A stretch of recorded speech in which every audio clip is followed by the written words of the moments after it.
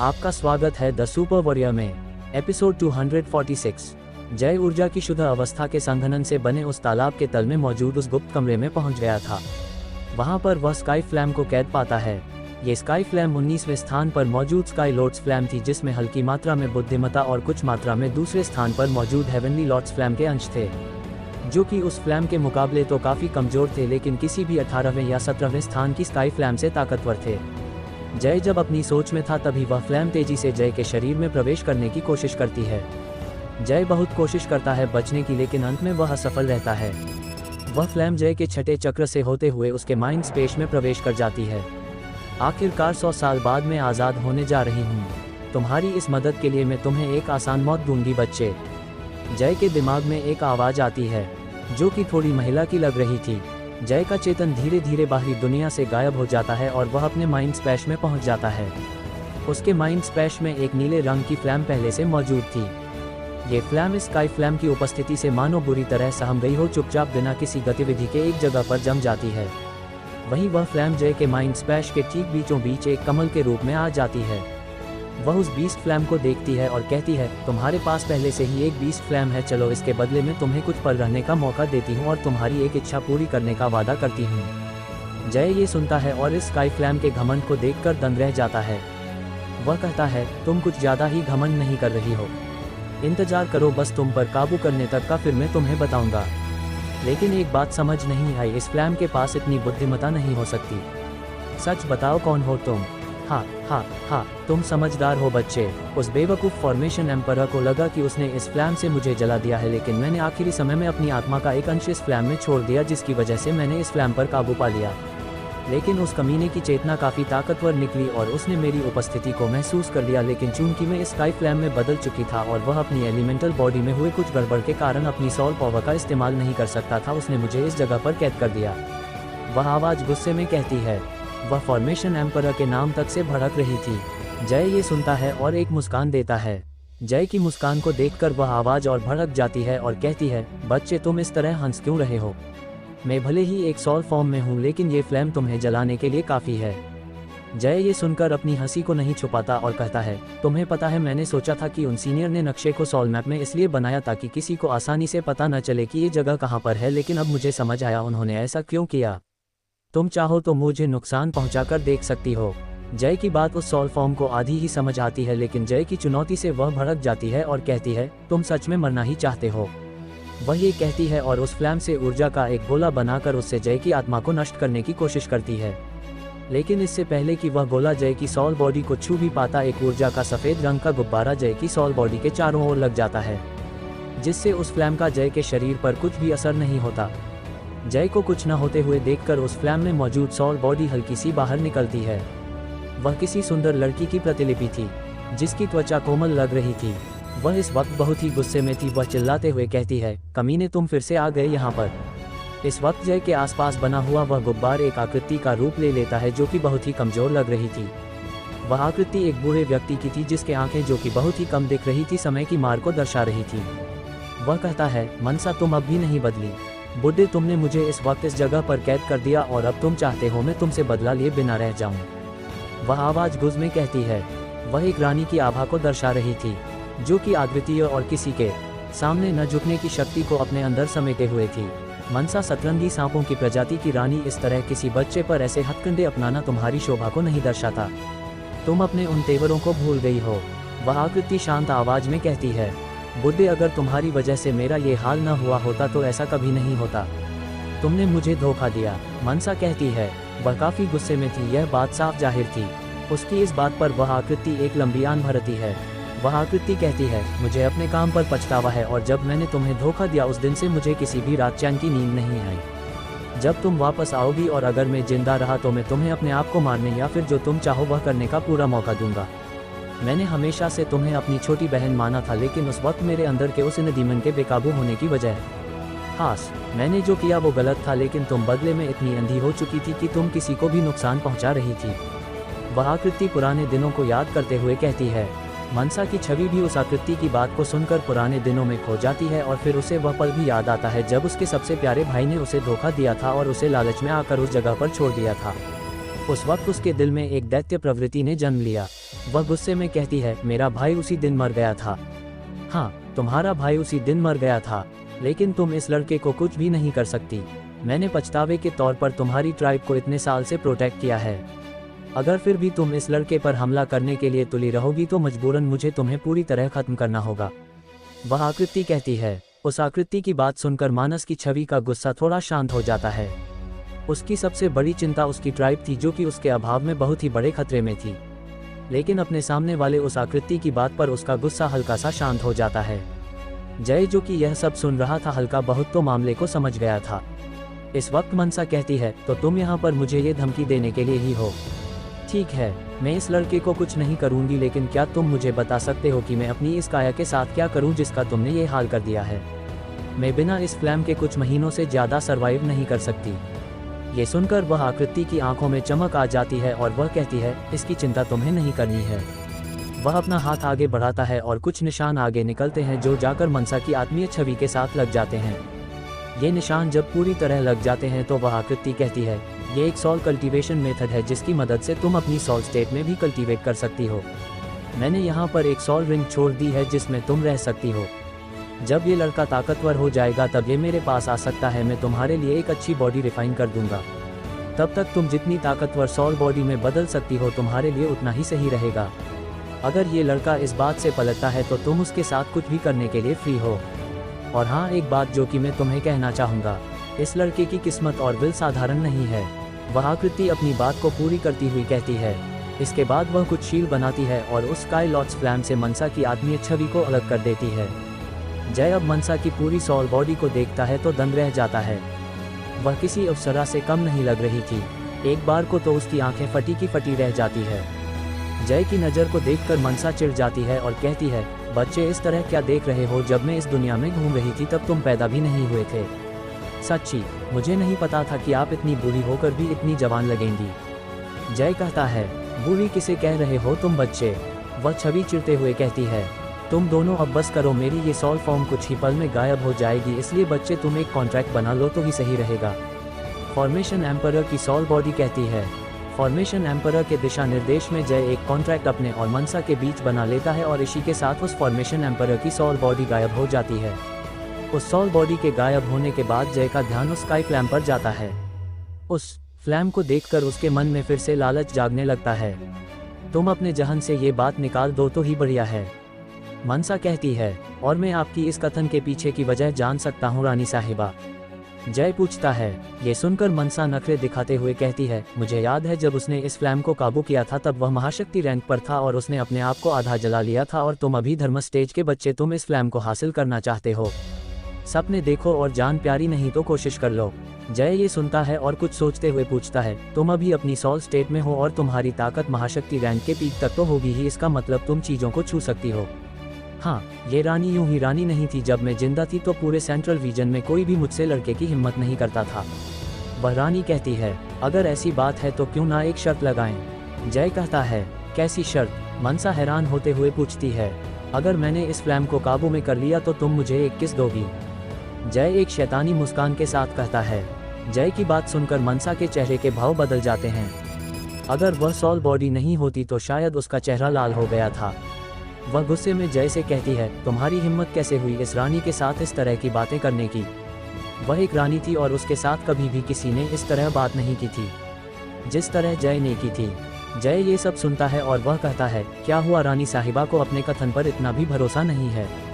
भरोसे के चक्कर में तुम अपनी जान को खतरने में डाल रहे हो। वह एक स्काई फ्लैम है, किसी शर्त लगाने की चीज़ नहीं, मनसा घमंड के साथ कहती है। जय ये देखकर कहता है, तुम बस शर्त लगाओ, मैं ऐसे काम करने के लिए ही जाना जाता हूँ जो कि आज से पहले किसी से नहीं हुए। जय भी पूरे विश्वास में था। उसके विश्वास को देखकर एक बार को मनसा भी हैरान हो गई, लेकिन फिर वह कुछ सोचती है और कहती है, ठीक है, लेकिन अगर तुम ऐसा नहीं कर पाई तो तुम्हें आगे हमेशा मेरे लिए सॉल स्ट्रेंथनिंग पिल की व्यवस्था करनी होगी, क्योंकि तुम्हें मरने में देने वाली नहीं हूँ। ओह मेरी इतनी चिंता। जय कहता है, चिंता? बच्चे तुम कुछ ज़्यादा सोच रहे हो, मैं बस यहाँ पर अगले और 100 साल तक कैद नहीं रहना चाहती, मनसा कहती है। ये सुनकर जय उदास होने का दिखावा करता है, वहीं मनसा उसे पूरी तरह नज़रअंदाज करती है। वह अब उस फ्लैम को काबू करने के लिए सबसे पहले बाहर आता है, जहां पर उसके शरीर में मौजूद स्काई फ्लैम वापस से अपनी जगह पर पहुंच गई थी। वह अपनी स्टोरेज रिंग से एक बोतल निकालता है जिसमें वह द्रव आइस लिक्विड भरा हुआ था। वह अपने कपड़े उतारता है और उस द्रव को पूरे शरीर पर लगा देता है। इसके बाद वह आगे बढ़ता है। जैसे ही वह उस फ्लैम के पास पहुंचता है, वह फ्लैम उससे दूर भागने की कोशिश करती है, जिससे रोकने के लिए जय अपना हाथ आगे बढ़ाता है, लेकिन तो आगे क्या होगा जाने के लिए सुनते रहेगा the super warrior only on listener YouTube channel पर। आपका स्वागत है द सुपर वॉरियर में। एपिसोड 247। मनसा और फॉर्मेशन एम्परर की बातचीत होने के बाद वे दोनों एक निष्कर्ष पर पहुंच जाते हैं, जिसमें मनसा का गुस्सा शांत हो जाता है और वह जय के शरीर पर काबू करने के ख्याल को त्याग देती है और दोनों के बीच कुछ शर्तों पर एक कॉन्ट्रैक्ट बना दिया जाता है। ये सब हो जाने के बाद जय उस स्काई फ्लैम को काबू करने के लिए आगे बढ़ जाता है। मनसा और जय के बीच एक शर्त भी लगती है। जय अपनी स्टोरेज रिंग से सारी तैयार की गई चीज़ों को निकाल लेता है, जो कि एक पिल और एक दवा थी जिसे शरीर पर लगाया जाता है। वह दवा आइस लिक्विड के नाम से जानी जाती है और उसे एक खास तरह की औषधि से बनाया जाता है, जो कि जय को विक्टर मार्केट में मिला था। आप पिछले अध्याय को पढ़ सकते हैं।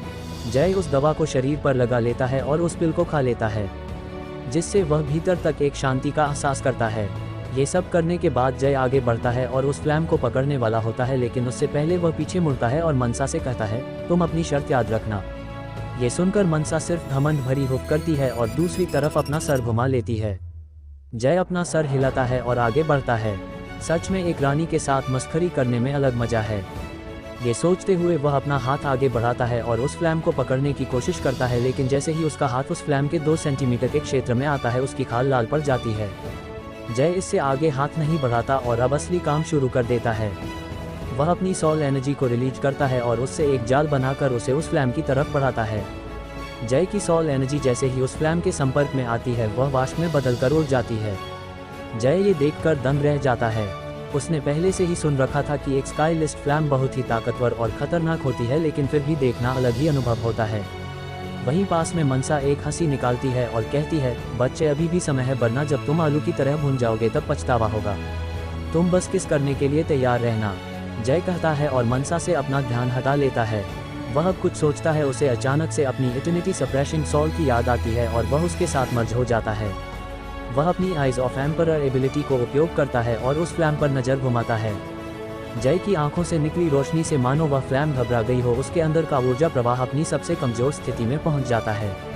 ये देखकर जय तुरंत अपनी सोल एनर्जी से उस फ्लैम को अपने शरीर में धारण कर लेता है। मनसा ये देखकर हैरान हो जाती है, लेकिन असली काम तो अभी शुरू हुआ था। माना कि जय की मार्शल सोल उस फ्लैम के स्टैंडर्ड को मैच कर गई, लेकिन ऐसा उसकी बॉडी के साथ नहीं था। उस फ्लैम के जय के शरीर में जाते ही उसका शरीर गर्मी से बिल्कुल लाल हो जाता है। उसके शरीर से धुआं निकलने लगता है। उसकी सारी नसें फूल जाती हैं और उसके शरीर से बाहर निकलने को दौड़ती है और उसकी आंखें लाल हो जाती हैं। वह बहुत ही दर्द में था। ये देखकर मनसा कहती है, बच्चे छोड़ दो, अभी भी समय है। तुम इस फ्लैम को अभी काबू नहीं कर पाओगे, लेकिन मैं ये दावा कर सकती हूँ कि तुम शक्ति रैंक पर इस फ्लैम को जरूर काबू कर लोगे, या फिर इस दुनिया की ग्रांड मास्टर रैंक पर, लेकिन अभी तुम ये नहीं कर पाओगे। जय ये सुनता है और अपने आप को चीखने से रोकता है। वह ब्रह्म मुद्रा में बैठकर अपनी एनर्जी की मदद से उस ऊर्जा पर धीरे धीरे काबू पाने की कोशिश करता है। वह कहता है, मैंने आज तक हार नहीं मानी, चाहे वो मेरे हालत हो, मेरी किस्मत हो या फिर खुद भगवान हो। मैंने कहा है कि मैं करूँगा तो मैं करूँगा। जय की इस दृढ़ निश्चय को देखकर मनसा दंग रह जाती है। फिर उसे फॉर्मेशन एम्परर की कही गई बात की याद आती है। वह जय को अचंभे भरी निगाहों से देखती है। वह अपने मन में ही कहती है, इस बच्चे की उम्र केवल 19 से 20 साल होगी, लेकिन फिर भी इसकी सहनशीलता किसी 40-50 साल के अनुभवी इंसान तक पहुंच गई है। समझदारी का उम्र से कोई भी लेना देना नहीं है, वह हालातों पर निर्भर करती है। उस कमरे में एक और आवाज़ आती है। इस आवाज़ को सुनकर मनसा पूरी तरह सतर्क हो जाती है। जय पूरी तरह से ध्यान मुद्रा में चला गया था और उसे अब बाहरी दुनिया का कोई भी होश नहीं था। और मनसा ने कुछ कहा नहीं तो फिर ये आवाज़। मनसा की नज़र जय के हाथ की अंगूठी में जाती है। उस अंगूठी से एक सफ़ेद धुआं निकलता है और वह एक आदमी का रूप ले लेता है, जो कि अपने सोल फॉर्म में था। उसे देखकर मनसा पहले तो हैरान होती है, लेकिन फिर तुरंत अपने घुटनों पर आ जाती है। वह कहती है, ग्रीटिंग लेजेंडरी मास्टर। जय को इस सब के बारे में बिल्कुल भी नहीं पता था। गॉडफादर जय की अंगूठी से बाहर निकलते हैं और जय के आसपास एक शील्ड बनाते हैं, जिससे वह इस प्रक्रिया में डिस्टर्ब न हो। वह फिर मनसा के सामने आते हैं। वे कहते हैं, कई सालों बाद मिल रहे हैं चाइल्ड स्नैक फेरी। ये शब्द सुनकर मनसा थोड़ी सी चिढ़ते हुए कहती है, मैं अब बड़ी हो गई हूँ दाढ़ी वाले अंकल। हाँ हाँ हाँ, तुम बिल्कुल भी नहीं बदली। मैंने तुम्हारी और उस नालायक की सारी बातों को सुना। सच में जब मैं उससे मिलूंगा तो फिर उसे तुम्हारी तरफ से भी सजा दूंगा। उसकी हिम्मत कैसे हुई मेरी प्यारी बच्ची को नुकसान पहुंचाने की। गॉडफादर उसके सर पर हाथ फेरते हुए कहते हैं। ये सुनकर मनसा भी थोड़ा मुस्कुरा देती है, लेकिन फिर उसका ध्यान एक चीज़ पर जाता है। वह थोड़ी हैरानी से कहती है, अंकल आपको नुकसान पहुंचाने की ताकत किस में आ गई? जहां तक कि मुझे याद है कि मेरे मास्टर जो कि हॉल मास्टर थे वो भी आपको नुकसान पहुंचाने की ताकत नहीं रखते थे। हाँ, वह नहीं रखता था। मुझे तुम्हारे साथ में मार्शल अंकल ने एक मिशन पर धोखा दे दिया था और उसने इविल हॉल के सुप्रीम एंसेस्टर के साथ हाथ मिला लिया था। गॉडफादर कहते हैं, लेकिन अंकल इविल हॉल भी सुप्रीम हॉल के सामने किसी मच्छर से कम नहीं था। अगर वे हमेशा चूहे के बिल में नहीं रहते तो वह आपके हाथों कब के तबाह हो चुके होते। तो फिर ये सब किसने? मनसा परेशान और हैरान होते हुए पूछती है। ये सुनकर गॉडफादर एक लंबी आन भरते हैं और कहते हैं, मैंने कहा कि मुझे धोखा दिया गया था। तुम्हारे साथ में मार्शल अंकल एक बहुत ही इविल टेक्निक से 15 मिनट के लिए शील कर दिया था। उस वक्त एक बहुत ही जरूरी चीज़ मेरे हाथ में थी, इसलिए मुझे सेल्फ डिस्ट्रक्ट होना पड़ा और मेरी आत्मा का यह अंश बच निकला। तुम्हारे गायब होने के 20 साल बाद ही ये सब हुआ, तो अब मुझे भी उन सब की कोई जानकारी नहीं है। लेकिन मैंने इस वर्ल्ड में जहाँ तक देखा था तो इन दोनों ही कॉन्टिनेंट्स पर सुप्रीम हॉल के अलावा एक और हॉल उभर रहा है, और ये इविल हॉल से कहीं ज़्यादा ताकतवर है। खैर छोड़ो, ये सब बातें हैं। वैसे भी सब कुछ हमारे हाथ में तो है नहीं। बस मैं उम्मीद करता हूँ कि तब तक जय तैयार हो जाए। गॉडफादर जय की तरफ देखते हुए कहते हैं। ये सुनकर मनसा का ध्यान भी इस तरफ जाता है। वह पूछती है, अंकल ये लड़का कौन है? ये सुनकर गॉडफादर हंसते हैं और कहते हैं, ये लड़का तुम्हारा एक तरह से भाई लगना चाहिए, लेकिन वह तुम मानो तो। ये सुनकर मनसा एक बच्ची की तरह नखरे दिखाती है। सच में अगर जय ये सब देख सकता तो वह हैरान हो जाता। मनसा जो कि उसके सामने एक घमंडी रानी के जैसे व्यवहार कर रही थी, गॉडफादर के सामने वह एक बच्ची की तरह व्यवहार कर रही है। गॉडफादर मनसा को इस तरह रूठते हुए देखकर कहते हैं, ये मेरा शिष्य है और मैंने भी अपनी सारी उम्मीदें इस पर छोड़ रखी हैं। इस बार की उम्मीद ये लड़का और इसके पिता हैं। ये और इसका बाप दोनों ही ताकत में मुझे पार करने की प्रतिभा रखते हैं। ये सुनकर मनसा भी हैरान हो जाती है। गॉडफादर बहुत ही ताकतवर योद्धा रहे हैं और उनके ही दम पर सुप्रीम पैलेस के सामने किसी भी ताकतवर संस्था का टिकाव नहीं चला। वे कहने को सुप्रीम पैलेस के वाइस डीन हैं, लेकिन उनकी ताकत सुप्रीम पैलेस के डीन से भी कहीं ज़्यादा है। और वो ये जय और उसके पिता के बारे में कह रहे हैं तो हैरान होना तो लाजमी था। लेकिन तभी मनसा को कुछ याद आता है। वह बेचैनी में पूछती है, अंकल क्या जय इस फ्लैम को काबू कर लेगा? मेरे हिसाब से 70% कर लेगा। मैं भी उसे 19वीं या फिर 18वीं स्काई फ्लैम पर काबू करवाना चाहता था। उसकी सहनशीलता और कभी ना हार मानने की ललक ही उसे इस काबिल बनाती है। गॉडफादर जय की तारीफ करते हुए कहते हैं। वहीं मनसा के दिमाग में बहुत से ख्याल चलने लगते हैं और वह शर्मिंदा, बेचैन और हल्का सा अपने आप पर गुस्सा भी होने लगी थी। जब वे दोनों आपस में ये बात कर रहे थे तभी जय के शरीर में वे फ्लैम महसूस कर लेती हैं कि जय उन पर काबू पाने की कोशिश कर रहा है, इसलिए वे प्रतिरोध शुरू कर देती हैं। इससे जय के मुंह से एक हल्की सी आह निकलती है। वह तुरंत अपनी सारी एनर्जी का उपयोग कर उस फ्लैम पर काबू पाने की कोशिश करता है, लेकिन वह असफल रहता है। जब वह सारे रास्तों को खो रहा था तभी उसकी मार्शल की आंखें चमकती हैं, जो कि उसके साथ जुड़ जाती हैं और जय के दिमाग में एक नई जानकारी प्रवेश करती है। तो आगे क्या होगा जाने के लिए सुनते रहेगा the super warrior only on listener YouTube channel पर। आपका स्वागत है द सुपर वॉरियर में। एपिसोड 248। जय उस स्काई फ्लैम पर काबू पाने की प्रक्रिया में लग जाता है, जहां पर जैसे ही वह फ्लैम जय के शरीर में प्रवेश करती है जय का शरीर बहुत ही गर्म हो जाता है। अगर वह औषधीय दवा नहीं होती तो जय अब तक बुरी तरह झुलस चुका होता। जय इस दर्द को सहते हुए अपनी पूरी ताकत से उस फ्लैम पर काबू पाने की कोशिश करता है, लेकिन अभी तक उस फ्लैम में मौजूद थोड़ी बहुत मानसिकता समझ गई थी कि कोई उस पर काबू पाने की कोशिश कर रहा है, इसलिए वह संघर्ष करना शुरू कर देती है, जिससे जय के शरीर में मौजूद ऊर्जा बेकाबू हो जाती है। जय अपनी चाहे जितनी भी ऊर्जा का इस्तेमाल कर ले वह उस फ्लैम के आगे नहीं टिक पाती, क्योंकि चाहे जय कितना भी ताकतवर क्यों न हो उसकी ऊर्जा तो धर्म स्टेज के योद्धा जितनी ही थी। वह जल्दी ही ऊर्जा विहीन हो रहा था। यह उसके अंदर थोड़ी बेचैनी भी पैदा कर देती है। वह अपने मन को शांत करता है और कोई तरीका सोचने लगता है। वह फ्लैम अपनी पूरी जान से जय की मांसपेशियों को जलाकर बाहर निकलने की कोशिश में लगी हुई थी।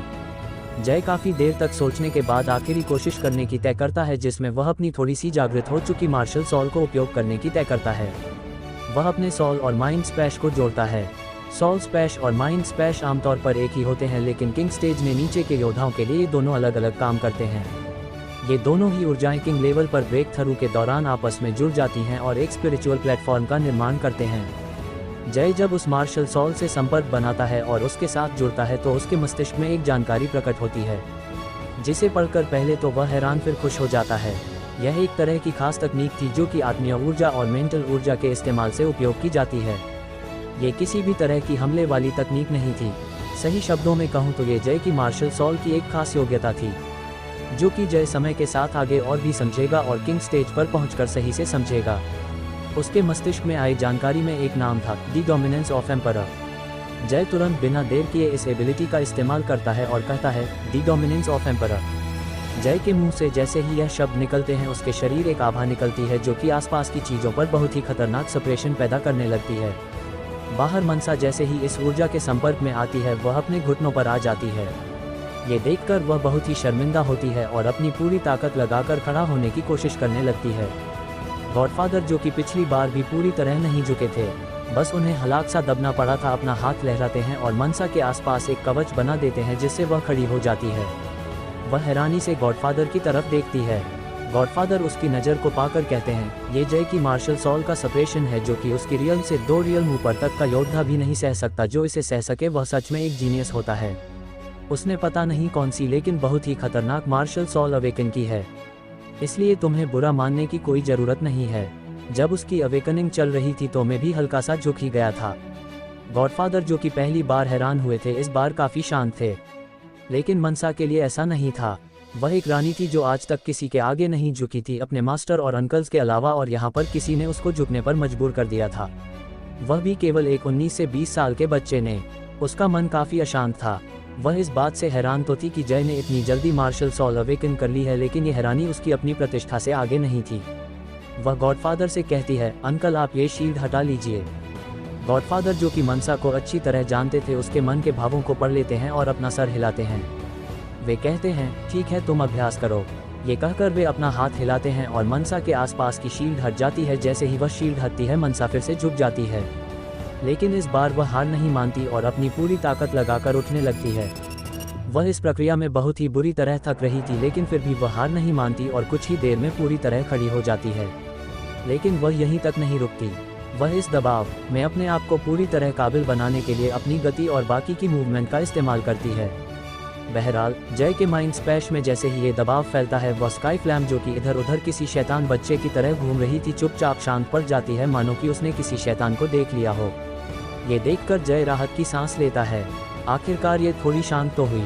उसे इस फ्लैम को अपनी मेंटल और सॉल एनर्जी के साथ मिलाते हुए उसे अपने डेंटियान में मिलाना होगा, तभी उस फ्लैम को पूरी तरह से काबू में माना जाएगा। जय इस प्रक्रिया में लग जाता है और उस फ्लैम को पहले अपनी सॉल एनर्जी के साथ मिलाने लगता है। वह उस कल्टीवेशन मेथड को घुमाता है जो कि उसे ग्रैंडफादर ने दिया था। जैसे ही वह ये करता है, वह फ्लैम किसी आज्ञाकारी बच्चे की तरह व्यवहार करने लगती है। ये देखकर जय दंग रह जाता है। ऐसा कैसे हो गया? अभी तो यह फ्लैम मुझे मारने पर उतारू थी। क्या यह उस कल्टीवेशन मेथड की वजह से हुआ है? जय के दिमाग में ये सारे सवाल घूमने लगते हैं। गॉडफादर ने बताया तो था कि वह सामान्य कल्टीवेशन मेथड नहीं, लेकिन उन्होंने वह मेथड खुद भी कभी ट्राई नहीं किया था।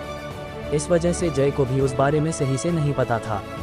लेकिन फिलहाल वह इन सारी चीज़ों को अपने दिमाग से निकालता है और उस कल्टीवेशन मेथड के अनुसार अपनी बीस्ट फ्लैम को सबसे पहले उस स्काई फ्लैम के साथ मिलाता है, जो कि आसानी से हो जाता है क्योंकि एक बीस्ट फ्लैम की स्काई फ्लैम के आगे क्या ही औकात। उन दोनों को मर्ज के बाद जय उस स्काई फ्लैम को अपने मेंटल स्पैश में पूरी तरह मर्ज करने लगता है। आमतौर पर एल्केमिस्ट फ्लैम्स को अपने डेंटियान के साथ मर्ज करते हैं और उसे फिर मेंटल एनर्जी द्वारा अलग से काबू कर इस्तेमाल करते हैं। लेकिन उस कल्टीवेशन मेथड में फ्लैम को मेंटल स्पैश के साथ मर्ज किया जाता है, जो कि एक बहुत ही खतरनाक प्रक्रिया है। इससे व्यक्ति एक बिना चेतना की काया में बदल सकता है। लेकिन जय के पास वह कल्टीवेशन मेथड था, इसलिए वह ये कर पा रहा था। लेकिन ये बहुत ही दर्दनाक प्रक्रिया था। ये दर्द उस जलन के दर्द से कई गुना ज़्यादा था। जय के माथे से पसीने की बूंदें गिर रही थी, जिसमें कुछ खून की बूंदें भी थी, जो कि दर्शा रही थी कि जय किस दर्द से गुजर रहा है। जय की जगह अगर और कोई होता तो वह अभी तक अपनी सारी चेतना खो चुका होता। उस कल्टीवेशन मेथड के मुताबिक स्काई फ्लैम को पहले मेंटल स्पैश या एनर्जी के साथ मिलाने के बहुत से फायदे होते हैं। पहली बात तो यह आसानी से काबू हो जाती है बिना किसी भी स्पिरिचुअल एनर्जी के कंजप्शन के। और दूसरी बात, बाद में इसे डेंटियान से मिलाया जाता है, जिससे कल्टीवेटर की एनर्जी भी अन्य कल्टीवेटर से मजबूत हो जाती है। जब फ्लैम माइंड स्पैश से मिलती है तभी उसे वास्तव में शरीर का हिस्सा माना जाता है। यह मर्ज की प्रक्रिया करीब 2 घंटे तक चलती है। जय का एम्परर डोमिनेंस 1 घंटे पहले ही बंद हो चुका था, लेकिन चूंकि वह उस फ्लैम पर आधा काबू पा चुका था तो उसे बाकी के 1 घंटे उस फ्लैम को केवल अपनी एनर्जी से काबू करने में परेशानी नहीं हुई और आखिरकार 2 घंटे बाद वह उस फ्लैम को पूरी तरह से अपने मेटल स्पैश के साथ मर्ज कर लेता है। ऐसा होते ही जय की बिना चेष्टा के उसके सोल स्पैश में उस आकृति के भाले पर मौजूद उस रोशनी में एक परिवर्तन होता है और उस भाले की नोक पर जल रही रोशनी का रंग बदलकर पानी जैसा हल्का नीला और अत्यंत महीन गुलाबी हो जाता है, जो कि उस स्काई फ्लैम को दर्शा रहा था। ऐसा होते ही जय के शरीर से एक रोशनी निकलती है और वह फ्लैम जो पहले उसे जला रही थी अब उसके घावों को भरने लगती है। इस काम के बाद अगला कदम उस फ्लैम को उसके डेंटियान के साथ मर्ज करना बाकी रह गया था। इसके लिए वह उस फ्लैम को अपने सभी चक्रों से गुजारते हुए अपने डेंटियान तक ले जाता है, जो कि शरीर का मुख्य ऊर्जा केंद्र होता है। यह ऊर्जा के एक बड़े से बवंडर से सुरक्षित होता है और चाहे वह इनर कल्टीवेटर हो या एसेंस कल्टीवेटर, दोनों के शरीर में ये होता है। इसे किसी कंप्यूटर के CPU की तरह माना जा सकता हो जो कि सारी व्यवस्था का संचालन करता है और जिसकी मदद से उपयोगकर्ता सभी चीज़ों पर काबू रखता है। फिलहाल जय उस स्काई फ्लैम को अपने डेंटियान में ले जाता है, जो कि एक ऊर्जा की नदी के रूप में था। शुरुआती स्तरों में डेंटियान किसी सौरमंडल की तरह होता है, लेकिन धर्म स्टेज पर इसका रूप एक ऊर्जा की नदी के रूप में बदल जाता है, जो कि किसी आकाश गंगा जैसी नजर आती है। और समय के साथ इसी नदी के आकार में परिवर्तन आता है, जो कि अलग अलग लेवलों को दर्शाता है। जय उस फ्लैम को इस नदी के ऊपर तक पहुंचाता है और फिर इसे अवशोषित करना शुरू कर देता है। जी हाँ, माइंड स्पैश के साथ इसे मर्ज किया गया था, लेकिन यहाँ पर इस फ्लैम को अवशोषित किया जा रहा है। करीब आधे घंटे में जय पूरी ऊर्जा को अवशोषित कर लेता है और उस नदी का आकार बढ़कर 9 गुना हो जाता है। वही बाहरी दुनिया में जय के आसपास हल्के नीले और सुनहरे रंग का बवंडर बन जाता है, जो कि आकार में बढ़ रहा था। यह आकार कुछ देर तक बढ़ता है और फिर तेजी से घूमने लगती है। वहीं जय के शरीर से कुछ 5 से 6 मिनट के अंतराल पर धमाके आने लगते हैं। ये जय के ब्रेक थ्रू के धमाके थे। जय धर्म स्टेज के पहले सितारे से बढ़ते हुए सीधा धर्म स्टेज के पीक पर पहुंच जाता है, लेकिन अब तक सारी ऊर्जा भी खत्म हो चुकी थी, तो अब जय के पास कल्टीवेशन के लिए कुछ रहता भी नहीं है। वह अपनी साधना से बाहर आता है और अपनी आंखों को खोलता है। वह पाता है कि उसके शरीर पर मौजूद कपड़े जल गए हैं, लेकिन इस वक्त वह अपनी त्वचा पर कुछ महसूस करता है। वह अपनी मेंटल एनर्जी से उस चीज़ की छानबीन करता है तो उसके दिमाग में 2 शब्द और कुछ जानकारी प्रकट होती है, लिक्विड आर्मर। वह उस जानकारी के अनुसार उस चीज़ का इस्तेमाल करता है और तुरंत उसके शरीर पर पहले वाले कपड़े आ जाते हैं। ये देखकर जय बहुत ही हैरान होता है। वह तभी एक और चीज़ महसूस करता है और एक नीले रंग की गोल सी चीज़ पर ध्यान केंद्रित करता है। ऐसा करते ही वह एक जगह पर पहुंच जाता है जो कि जय को जानी पहचानी लग रही थी। जब वह अपना दिमाग लगाता है तो वह दंग रह जाता है। वह उस ट्रेनिंग अभ्यास वाली जगह पर था, लेकिन जब वह इस चीज़ का उस जानकारी से मिलान करता है तो वह आखिरकार समझ जाता है। वह अपनी सोच से बाहर आता है और वापस से खड़ा हो जाता है। अब तक गॉडफादर द्वारा बनाया गया वह गुब्बारा भी जय के शरीर से हट गया था। जय के जागृत होने से पहले ही गॉडफादर उस अंगूठी में चले जाते हैं। वहाँ पर केवल मनसा ही रह जाती है, जो कि अब पहले से थोड़ी ज़्यादा साफ दिख रही थी। ऐसा उसकी जिद की वजह से हुआ था, जो कि उस दबाव में खड़े रहने की थी। जय मनसा को देखता है और मनसा की नज़र भी जय पर पड़ती है। जय एक शैतानी मुस्कान दिखाता है। उस मुस्कान को देखकर मनसा की बेचैनी बढ़ जाती है। वह कहती है, नहीं सोचना भी मत। ये सुनकर जय अपनी शकल बनाते हुए कहता है, क्यों सतरंगी प्रजाति की प्रतिष्ठित रानी अपने शब्दों से पीछे हट रही हैं। सच में मुझे आपसे ये उम्मीद तो नहीं थी। मैं तुम्हारी एक बार मदद कर सकती हूँ, लेकिन ये तुम भूल ही जाओ तो बढ़िया है, मनसा हुफ करते हुए कहती है। जय उदास होने की शकल बनाता है। वह पहले से ही जानता था कि ऐसा ही होगा। फिलहाल वह अपनी नई मिली फ्लैम को अपने हाथ पर बाहर निकालता है। अब वह फ्लैम उसे जला नहीं रही थी, बल्कि उसके इशारों पर नाच रही थी। जय ये देखकर मुस्कुराता है और कहता है, चलो हमें यहाँ से निकलना चाहिए, वरना बहुत से मेहमानों का स्वागत करना पड़ेगा। और हाँ, उस अंगूठी, मुझे पता है तुम्हें बताने की ज़रूरत नहीं है, मेरी उनसे पहले ही बात हो गई है और वो मेरे अंकल हैं, मनसा कहती है। मनसा की यह बात जय के दिमाग को एक पल के लिए हिला देती है। वह कहता है, क्या कहा तुमने? मेरे मास्टर तुम्हारे अंकल हैं। हाँ, तुम्हें ज़्यादा जानने की ज़रूरत नहीं है, तुम यहाँ से निकलने की तैयारी करो। बहुत ही जल्द बहुत से मेहमान यहाँ पर पहुँचने वाले हैं, मनसा कहती है और बिना किसी देरी के उस अंगूठी में घुस जाती है। जय उस अंगूठी को देखता है और फिर इन सब से जबरन अपना ध्यान हटाकर उस गुफा से बाहर का रास्ता बनाता है। जल्दी ही वह उस गुफा से बाहर आ जाता है और डेमनिक फॉरेस्ट की ओर तेजी से बढ़ने लगता है। वह उस खाई से बाहर निकलता है और डेमनिक फॉरेस्ट की सीमा से केवल कुछ ही दूरी पर होता है कि रुको, तो आगे क्या होगा जाने के लिए सुनते रहेगा the super warrior only on listener YouTube channel पर।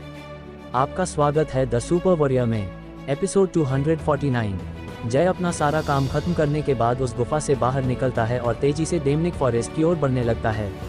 वह कुछ ही देर में उस बड़े और खाली मैदान को छोड़कर डेमनिक फॉरेस्ट तक पहुंच जाता है। वह डेमनिक फॉरेस्ट में प्रवेश करने से केवल 10 कदम दूर था तभी रुको, जय यह आवाज़ सुनता है और थोड़ा परेशान हो जाता है। वह पीछे मुड़ता है और पाता है कि उससे कुछ दूरी पर हवा में एक आदमी जिसके सर पर एक भी बाल नहीं था और उसकी मसल्स कुछ ज़्यादा ही बनी हुई थी मौजूद है, और उसके पीछे 2 विंग्स के जोड़े बने हुए थे जो दिखने में लाल और नीले रंग के थे। उसके एक हाथ में गदा मौजूद था जो कि उसके कंधे पर आराम कर रहा था। वह जय की तरफ देखता है और उसे ऊपर से नीचे तक परखता है, फिर कहता है, बच्चे तुम यहाँ पर क्या करने आए थे, और क्या तुमने यहाँ पर कुछ अजीब देखा? वह व्यक्ति एक ग्रांड मास्टर लेवल का योद्धा जो कि दिखने में ग्रांड मास्टर लेवल के 5वें सितारे पर लग रहा था। जय उसके सवाल को सुनता है और समझ जाता है कि ये यहाँ पर उसी जगह को ढूंढते हुए आया है। वह कहता है, हाँ सीनियर, कुछ देर पहले वहाँ सामने से एक ऊर्जा स्तंभ आसमान में उठा था, उसे देखने के लिए मैं वहाँ पर गया था, लेकिन वहाँ का तापमान बहुत ही ज़्यादा था और मेरी कल्टीवेशन की वजह से मैं आगे नहीं जा सका, इसलिए थक हार कर वापस आ गया। जय की बात सुनकर वह आदमी कुछ सोच में पड़ जाता है। वह कुछ देर बाद जय से पूछता है, क्या कुछ समय पहले यहाँ पर एक दबाव नहीं गिरा था जिसकी वजह से तुम झुके हो?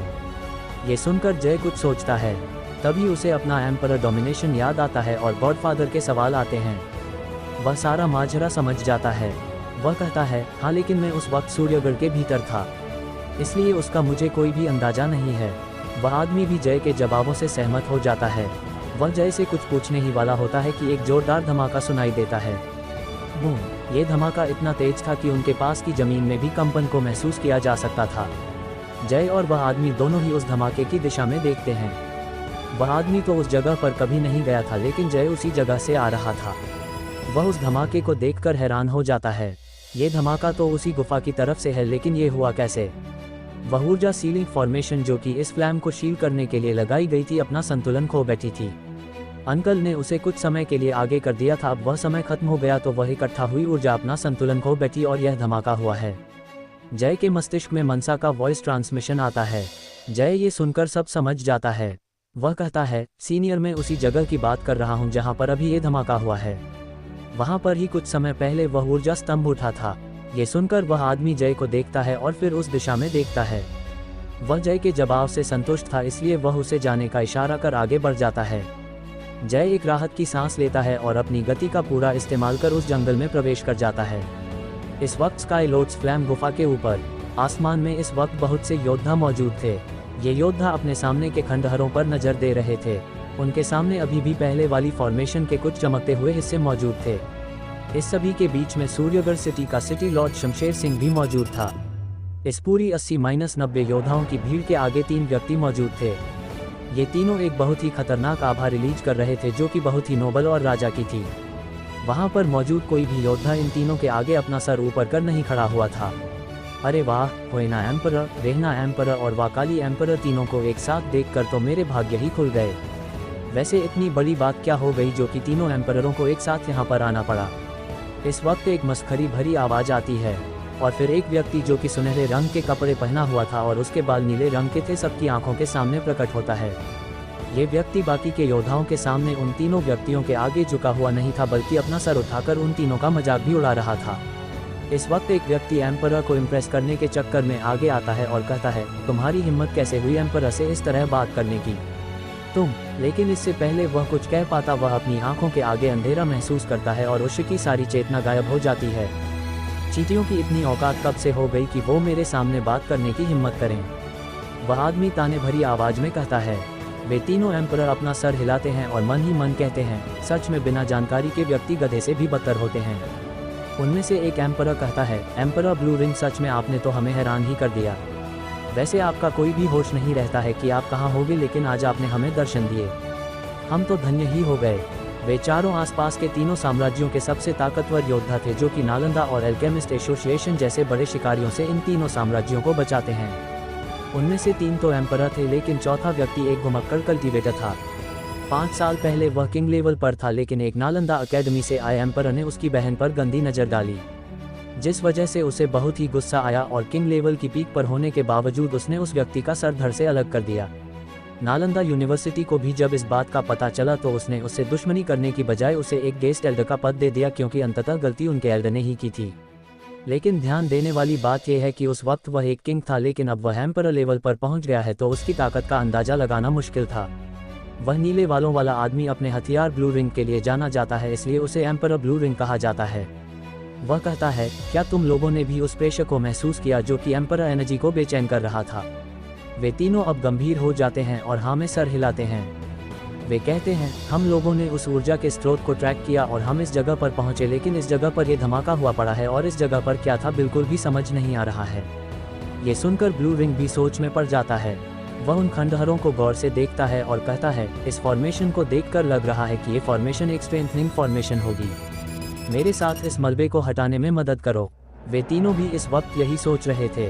वे चारों एक दूसरे की तरफ देखते हैं और हाँ में अपना सर हिलाते हैं। एम्परर ब्लू रिंग अपनी ब्लू रिंग को निकाल लेते हैं, जो कि ऐसा लग रहा था मानो मून ब्लेड को दोनों हिस्सों को आपस में जोड़कर बनी हो। बाकी के तीनों एम्परर में एक तलवार, दूसरा स्पीयर और तीसरा एक चाबुक को निकालता है।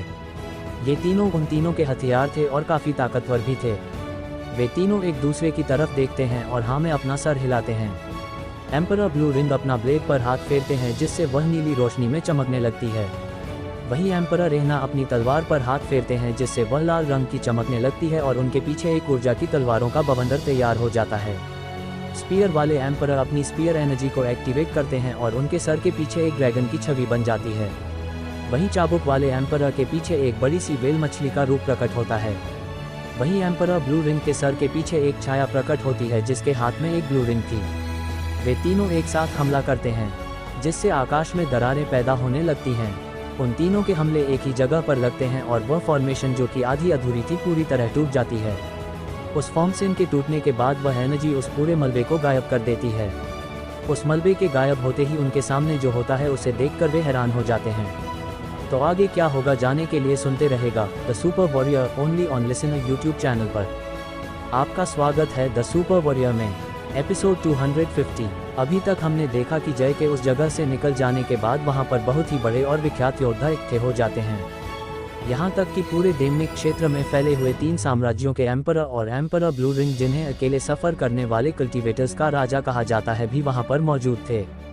वे चारों अपनी एनर्जी को मिलाकर उस फॉर्मेशन को तोड़ने में कामयाब हो जाते हैं। उन तीनों की एनर्जी के प्रभाव से वह फॉर्मेशन चूर्ण में बदल जाती है और वहां पर मौजूद वह पूरा मलबा गायब हो जाता है। उस मलबे के हटने के बाद जो चीज़ उन लोगों के सामने आती है उसे देखकर सभी के सभी बुरी तरह हैरान हो जाते हैं। जिस तरह जय की जगह पर एसेंस कल्टीवेशन होता है, लेकिन वहां पर इन एनर्जी को कल्टीवेट कर पाना मुश्किल होता है और उसके लिए कुछ स्रोत या फिर खजाने का इस्तेमाल किया जाता है, उसी तरह यहाँ पर भी एसेंस एनर्जी मौजूद है जो कि वातावरण में है, लेकिन उसे कल्टीवेट न कर सकने का कारण किसी भी मेथड का न होना है, और जो मेथड मौजूद है वे ज़्यादा विकसित नहीं है।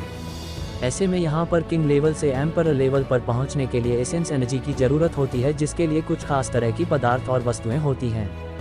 उन वस्तुओं को किसी साम्राज्य के नियमों के अंदर रखा जाता है। उन वस्तुओं में सबसे प्रतिष्ठित है एसेंस एनर्जी तालाब, जो कि एसेंस एनर्जी की शुद्धतम अवस्था के संघनन से बनता है। इस तरह का तालाब तीनों साम्राज्यों की शाही फैमिली के नियम के अंतर्गत आता है, लेकिन उन सभी का आकार 100 सालों में केवल एक एम्परर बनाने जितना है।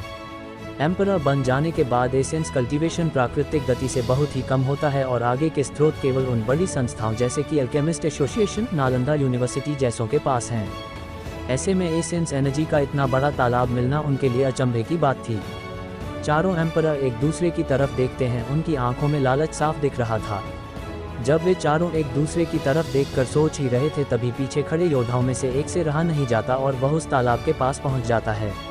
वह अपना हाथ उस एनर्जी लिक्विड से लगाता है और जैसे ही वह ये करता है, उसके अंदर मौजूद आंतरिक ऊर्जा और एसेंस एनर्जी में संतुलन बिगड़ता है और उसकी शरीर में ऊर्जा लापरवाही से घूमने लगती है। कुछ ही देर में उसका शरीर फट जाता है।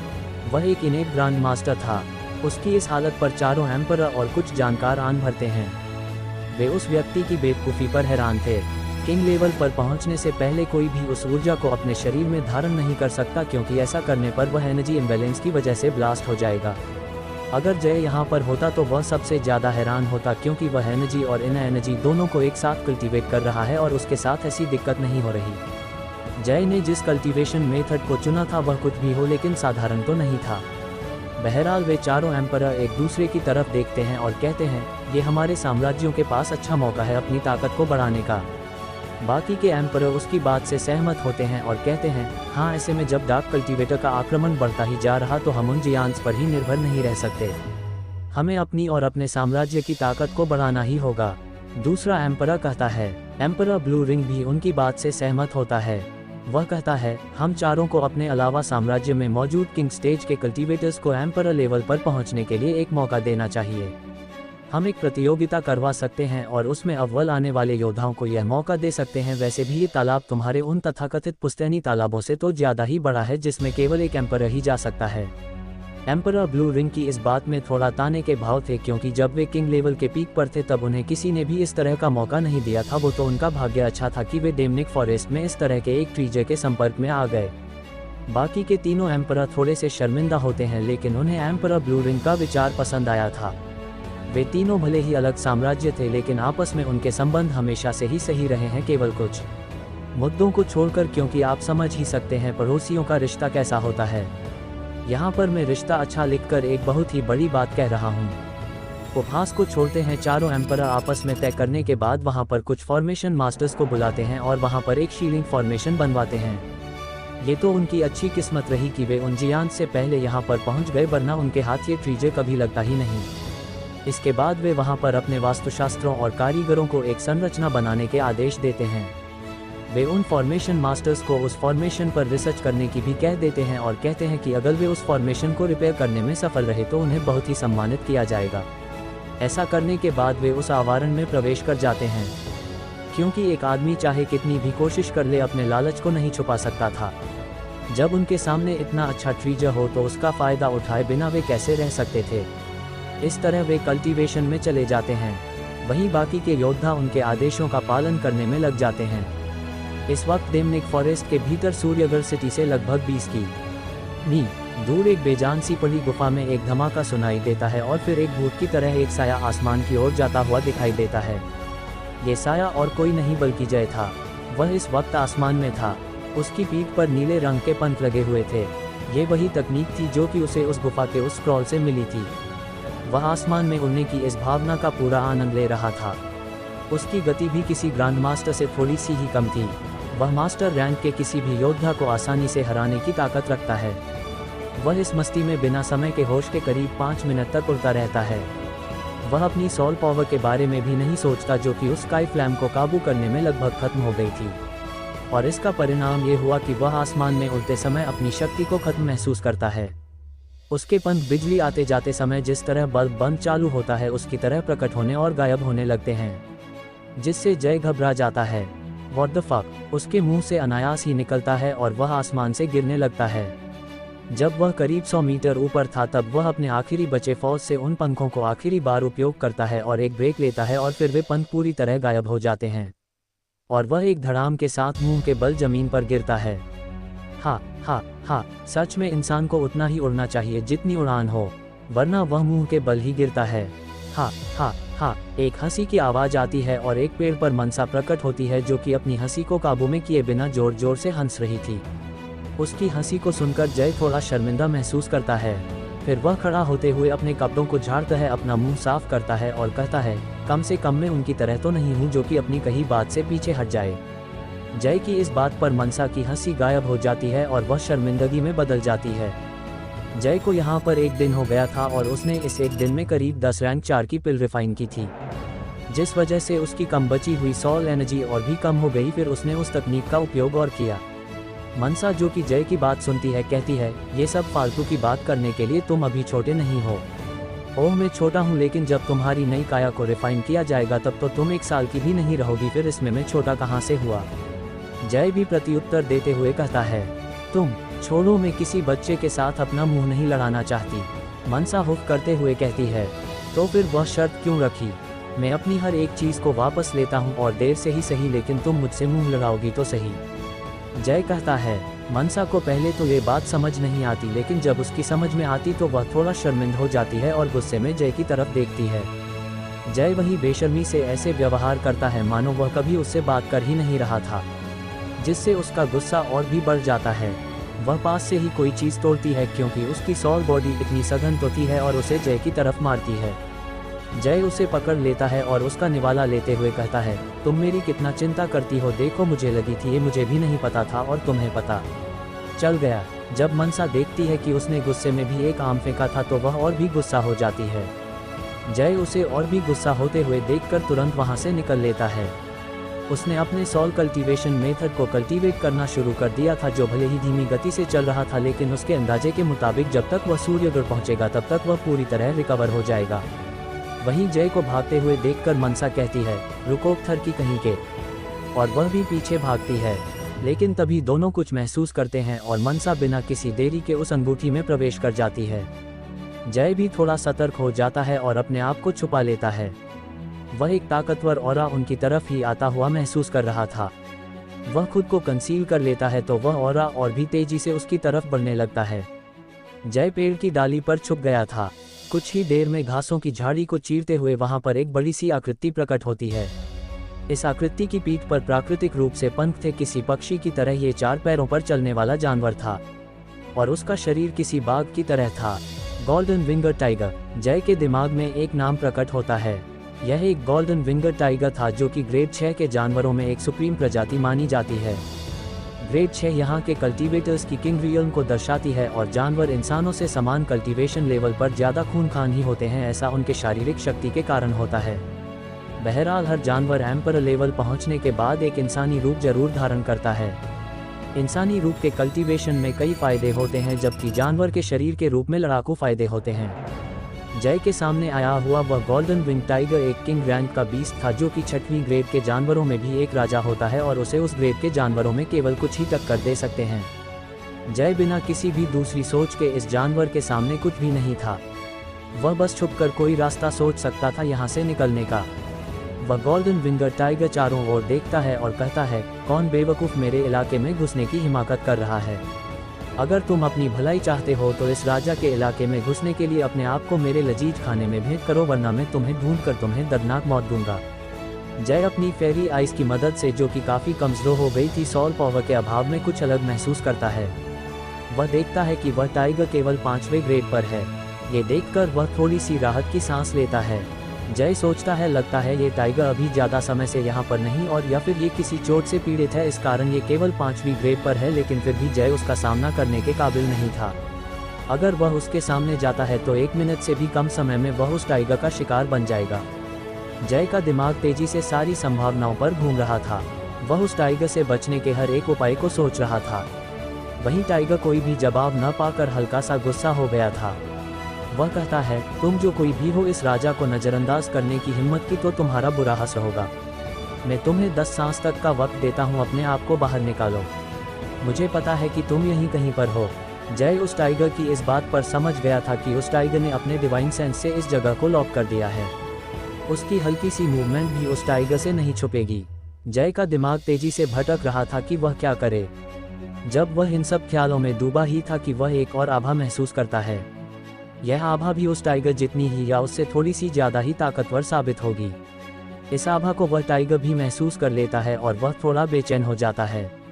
कुछ ही देर में आसमान में एक आकृति प्रकट होती है जो कि सुंदर सी लड़की की थी।